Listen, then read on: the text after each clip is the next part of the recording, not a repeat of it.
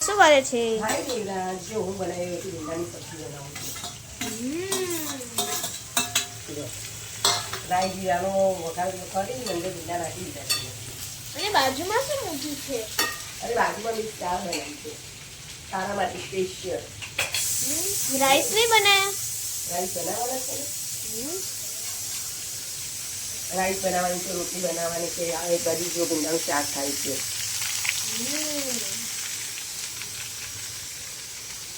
તો મસાલે નહીં નાખવાનું? મસાલા નાખવાના છે ને, હજી વાર છે. થોડા ભીંડા સતરાઈ જાય તેલમાં 50-70% જેવા, પછી આપણે મસાલા કરીશું. મસાલા બધા બળી જાય આમાં. પહેલાં કે આપણે નાખી દઈએ મસાલા તો મસાલા બળી જાય, એનો ટેસ્ટ ના આવે. જો આ દાળ તૈયાર છે મારી, બફાઈ ગઈ છે.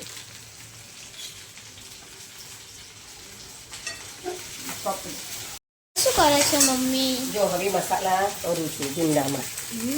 પહેલાં મેં નાખી દીધો છે ગરમ મસાલો, જે કે મેં ઘરે બનાવેલું છે એ જ. અને આ છે મરચું.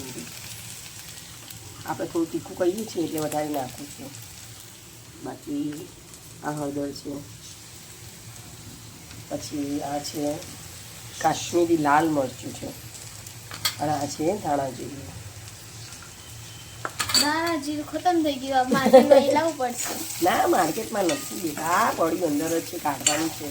જો કે આપણે જોતું જેટલું તો મળી ગયું છે, ઇનફ છે. પછી આમાં મીઠું નાખી દઉં, સ્વાદ મુજબ થોડુંક મીઠું. આમાં બી બાકી છે દાળમાં. બંનેના મસાલા સાથે જ કરીએ છીએ આપણે. જો ગાઈસ, તમે જોઈ રહ્યા છો ભીંડાના શાકના મસાલા થઈ ગયા છે. આમાં તડકો નહીં મારવાનો મમ્મી? મારવાનું છે, માર છે હજી. અને આ ઉકળે ને થોડીક પછી મારવાનું છે. જો એમાં મેં હળદર નાખી દીધી છે, ને લીલા મરચાં મેં અંદર નાખ્યા હતા બાફવાની અંદર જ. પછી આ છે ને મિક્સ દાળ છે, તો આપણે વધારે પડતી તીખી હોય તો વધારે સારું લાગે. એમ તમતમતી હોય ને, તીખી તમતમતી, મોઢામાં પાણી આવી જાય સાંભળતા જ, એવી રીતે. પછી આને મેં મિક્સ કરી નાખ્યું. જો આ મિક્સ દાળ છે ગાઈસ, આપણે ગુજરાતી ગોળી દાળ નથી.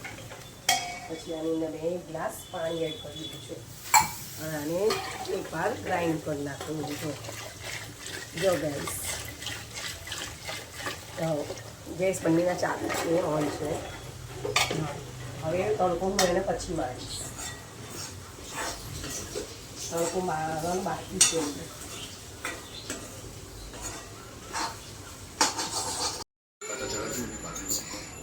આ રે અમારી ચકલી છે, અમારા જોડે 2 બર્ડ છે.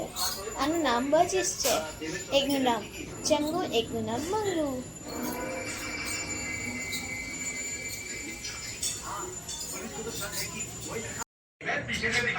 હાય ગાઈસ, જો આપણે મયુજમાં બેસીએ છીએ.